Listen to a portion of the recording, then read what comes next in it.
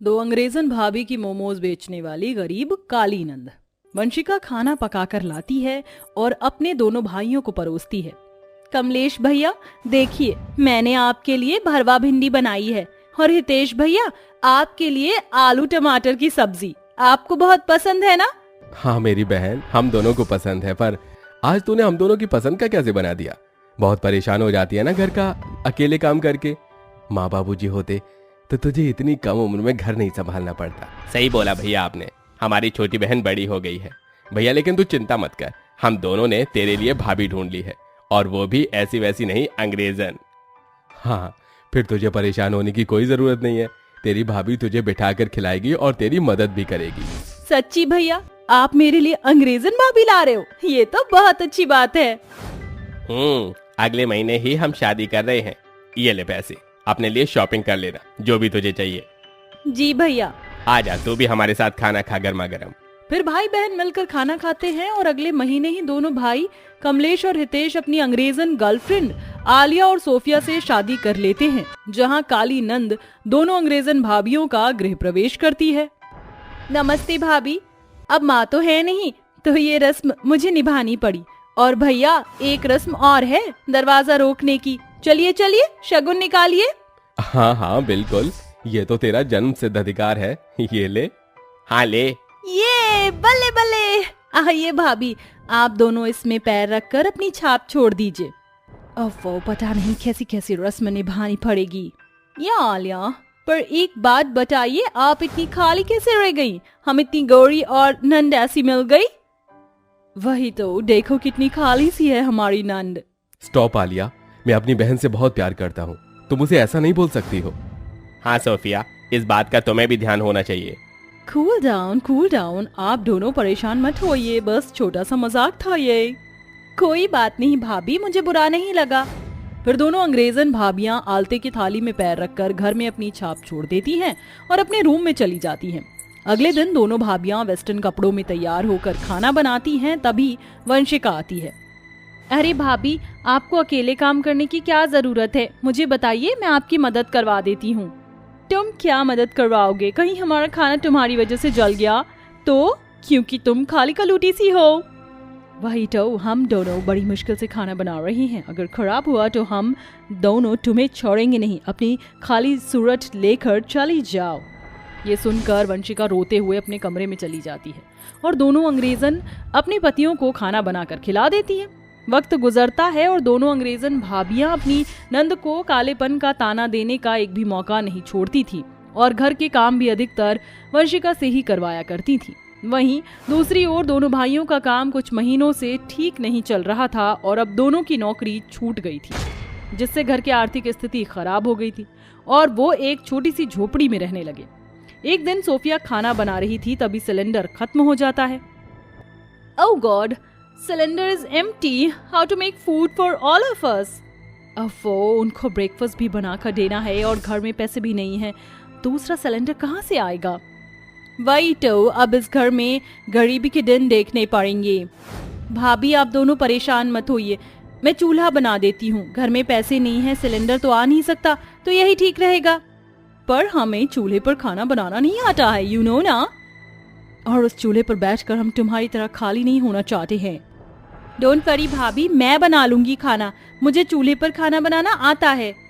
फिर वंशिका मिट्टी लाकर आंगन में चूल्हा बना देती है और आधे घंटे में ही सारा खाना बनकर तैयार कर लेती है, जिसे खाने के बाद कमलेश कहता है, अरे वाह वंशिका, तूने चूल्हे पर खाना बनाया है, स्वाद आ रहा है, उसकी रोटी तो बहुत अच्छी लगती है मुझे। मुझे पता है भैया, रियली दिस चूल्हे का खाना is fantastic. You are right Sophia, मुझे भी ये खाना बहुत अच्छा लगा, हमें भी सीखना है। तभी खाना खाते खाते कमलेश की आंखों से आंसू निकल आते हैं। क्या हुआ भैया, खाने में मिर्ची ज्यादा हो गई क्या? आप रो क्यों रहे हैं? जानता हूँ, हम दोनों की नौकरी छूट गई है, घर में शायद सिलेंडर खत्म हो गया होगा, इसलिए तूने चूल्हे पर खाना पकाया। क्या करूँ, नौकरी तो ढूंढ रहा हूँ लेकिन मिल नहीं रही। कोई बात नहीं भैया, मैं इंतजाम कर लूंगी। मैं काम करने का सोच रही थी, आप प्लीज ज्यादा मत सोचना, बस कुछ समय की बात है। ठीक है मेरी बहन। कुछ देर बाद वंशिका अपनी दोनों भाभियों से कहती है, भाभी मैंने देखा है बाहर बाजार में मोमोज की दुकान पर ज्यादा भीड़ होती है और मुझे बनाने भी आते हैं। एक बार मैंने भैया को बनाकर खिलाया था। अब घर में सिचुएशन ऐसी है तो मैं सोच रही हूँ मोमोज बनाकर ही बेच लेते हैं। पर उसके लिए हमारे पास पैसे नहीं हैं। स्टॉल लगाने के लिए 10,000 तो चाहिए। उसके लिए मैं अपने कानों की बालियों को बेच दूंगी। फिर वंशिका अपने कान की बालियों को बेचकर मोमोज बनाने का सामान ले आती है और घर में मोमोज बनाकर तैयार कर लेती है और दोपहर से मोमोज बनाकर बेचने लगती है। हे देवी मैया, ये पहला दिन है, आप अच्छी बिक्री करवा देना। आइए आइए, मोमोज खा लीजिए, बढ़िया बढ़िया स्टीम के मोमोज, 20 रुपए की प्लेट। आइए आइए बहन जी, आइए ना। अरे नहीं, तुम्हारी शक्ल ऐसी है, पता नहीं मोमोज कैसे होंगे। दोपहर से शाम हो जाती है, उसके सिर्फ 4 या 5 प्लेट की ही बिक्री होती है। जल्दी कोई उसके मोमोज खा ही नहीं रहा था। इस वजह से वह निराश होकर घर आ जाती है और उदास होने पर अपनी भाभियों को बता देती है। तुम्हारी सूरत देखकर कौन आएगा। खैर, तुम अकेली परेशान क्यों हो रही हो? हम दोनों भी कल मोमोज बेचने चलेंगे। हाँ, वैसे भी घर में बोर हो जाते हैं। अब गरीबी के दिन देख लिए हैं तो मोमोज भी बेच लेंगे तुम्हारे साथ। ठीक है भाभी। अगले दिन दोनों भाभी अपनी काली नंद के साथ मोमोज बेचती हैं। अंग्रेजन भाभियों को देखकर बहुत सारे लोग मोमोज खाने के लिए आते हैं। सुनिए, जरा मुझे 1 प्लेट मोमोज देना। वंशिका, मोमोज की चटनी देना जरा। ये लीजिए भाभी। भैया, ये मोमोज ले लीजिए। आपके मोमोज की चटनी और मोमोज तो बहुत ही अच्छे हैं, जरा मेरे लिए 1 प्लेट और दे दीजिए। हाँ हाँ भैया, लीजिए ना, खाइए। मुझे भी मोमोज दीजिए ना दीदी। लो, टेस्ट करो। इस तरह काली नंद के मोमोज की स्टॉल पर एक के बाद एक बहुत सारे लोग मोमोज खाने आते हैं और उनके बनाए मोमोज की तारीफ करते हैं, जिससे दूसरे दिन काफी अच्छी आमदनी हो जाती है और 1 महीने के भीतर ही वंशिका के बने मोमोज काफी मशहूर हो जाते हैं, जिसमें उसकी दोनों भाभियों का भी योगदान था। मोमोज बेचने से घर के खर्च निकल गए थे और वंशिका अपनी दोनों भाभियों के लिए साड़ी और वेस्टर्न ड्रेस लाती है। भाभी, आप दोनों ने सच में मेरी बहुत हेल्प करी है, इसलिए आप दोनों के लिए ये मैं छोटा सा गिफ्ट लाई हूँ। अरे, इसकी क्या जरूरत थी? 1 मिनट, खोलकर देखती हूँ। अरे वाह, ये तो बहुत सुंदर साड़ी है और ये गाउन बिल्कुल मेरी फिटिंग का है। हाँ बिल्कुल, शुक्रिया भाभी। वंशिका, मुझे माफ कर दो। तुमने अपने खानों के कुंडल बेचकर मोमोज बनाकर घर का खर्च चलाया, पर हम दोनों ने तुम्हें बहुत खरी खोटी सुनाई, बार बार खाला बोला। यस, मुझे भी माफ कर दो। उसके बाद भी तुम हम दोनों के लिए इतना अच्छा gift lie. Thank you so much. अरे कोई बात नहीं भाभी, थोड़ा बुरा लगा, पर आप तो बड़ी है ना। और आपने झूठी क्या बोला, मैं हूँ ही ऐसी, और आपकी वजह से ही मेरी बिक्री भी शुरू हो गई। अगर आप मेरी मदद नहीं करती तो सब कैसे होता, इसलिए गिफ्ट तो बनता है। सच में तुम बहुत अच्छी हो वंशिका, और इतने समय से तुम ही तो घर के खर्च चला रही हो, तो इस तोहफे की क्या बात थी। और जो तुम्हें बुरा भला खाला बोला, मुझे माफ कर दो उसके लिए। आज के बाद हम फिर कभी नहीं लड़ेंगे। हाँ, आलिया ने बिल्कुल ठीक कहा, और मिलकर मोमोज बेचेंगे। हाँ भाभी। फिर दोनों अंग्रेजन अपनी नंद के गले लग जाती है। इसके बाद वो 1 साल तक मेहनत करके मोमोज बेचते हैं और अपने घर की सारी स्थिति को ठीक कर लेते हैं। और अब उनके मोमोज की 3 स्टॉल थी, और जिस पर 2 लड़के थे और 1 लड़की मोमोज बना दिया करती थी। इस तरह वंशिका के मोमोज फेमस हो जाते हैं और उसके दोनों भाई की नौकरी भी लग जाती है और सब खुशी खुशी रहने लगते हैं। अरे रवीना बहू, तूने अभी तक खाना नहीं खाया? सारा का सारा खाना ठंडा हो गया। बस माँ जी, इस ब्लाउज में थोड़ा काम रह गया है, इसे पूरा करके मैं और कैलाश जी एक साथ में ही खाना खा लेंगे। वो भी कब से खेतों में काम करने में लगे हुए हैं, उन्होंने भी कुछ नहीं खाया है। रवीना अपने छोटे से परिवार के साथ एक गांव में रहती थी।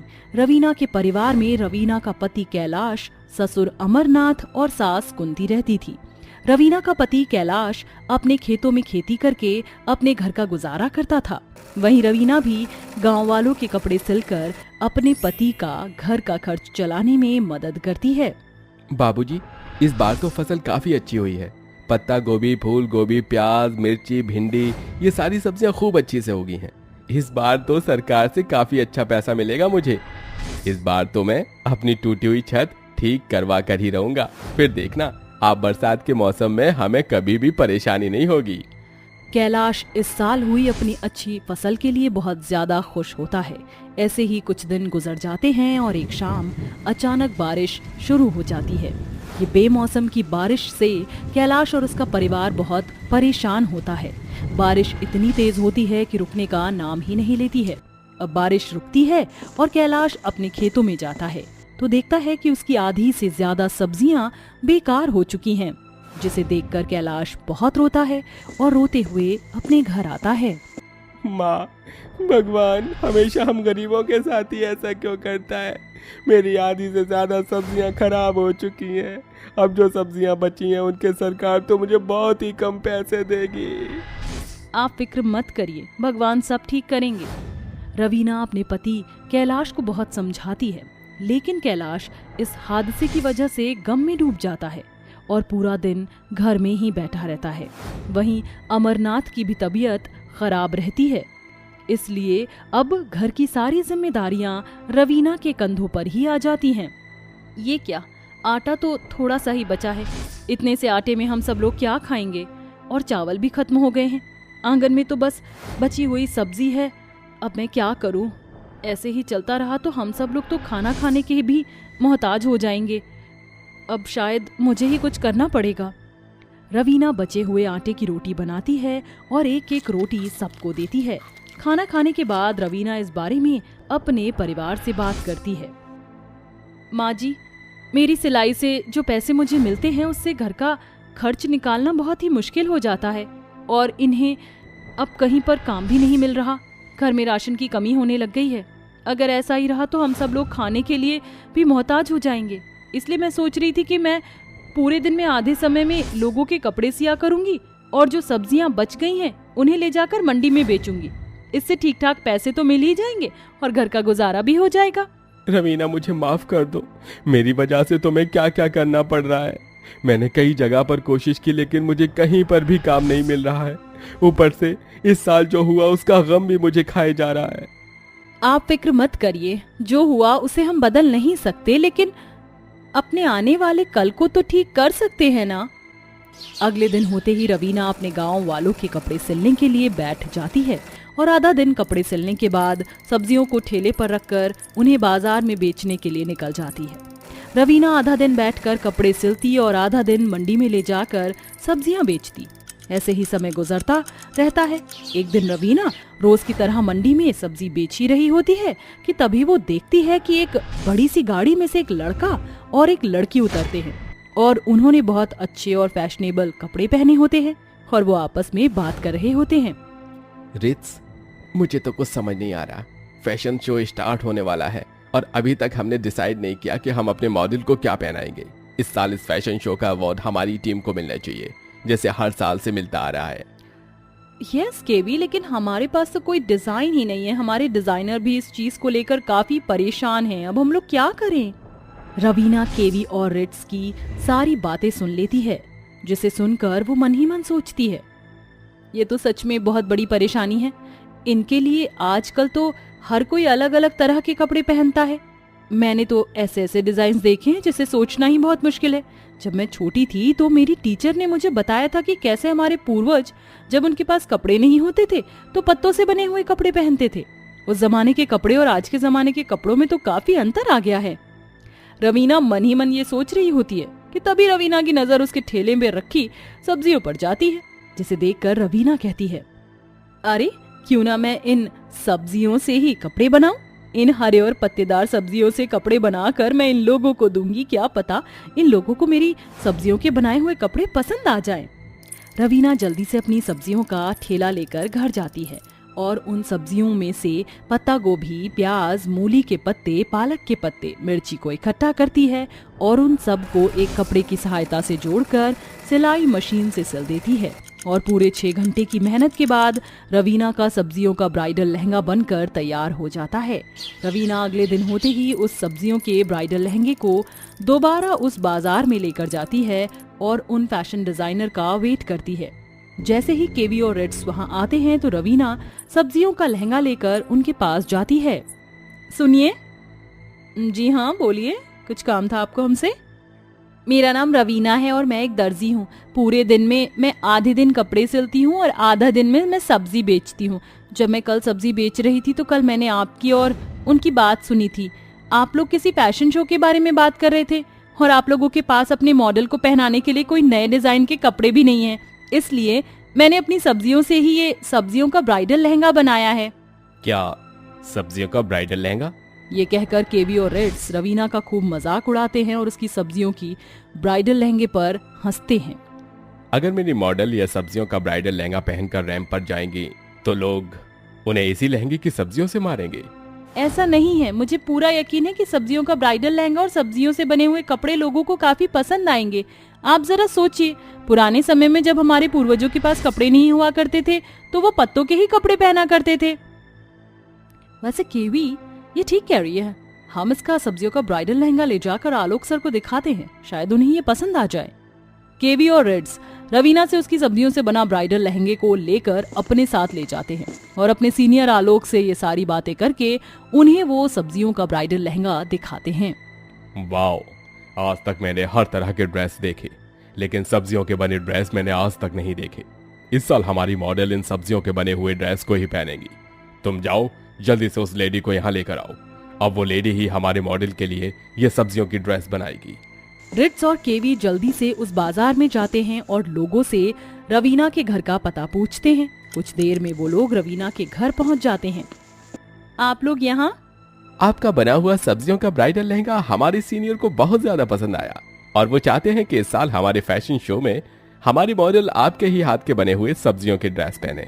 इसलिए हमारे सीनियर्स आपके साथ एक कॉन्ट्रैक्ट करना चाहते हैं। इस कॉन्ट्रैक्ट से आपको काफी फेम मिलेगा और इसी के साथ आपको काफी सारे पैसे भी मिलेंगे। हमारे साथ काम करना चाहेंगी? जी क्यों नहीं, मैं आपके साथ जरूर काम करूंगी। रवीना उन कॉन्ट्रैक्ट पेपर्स पर साइन कर देती है, जिसके बाद रवीना सब्जियों से कई तरह की ड्रेस बनाती है और उन्हें रिट्स और केवी को दे देती है। रवीना के बने हुए सब्जियों के ड्रेस इतने ज्यादा फेमस होते हैं कि अब पूरे फैशन इंडस्ट्री में हर कोई रवीना को जानता था और आज रवीना के पास सब कुछ होता है और ये सब उसकी मेहनत और लगन के कारण ही हो पाता है।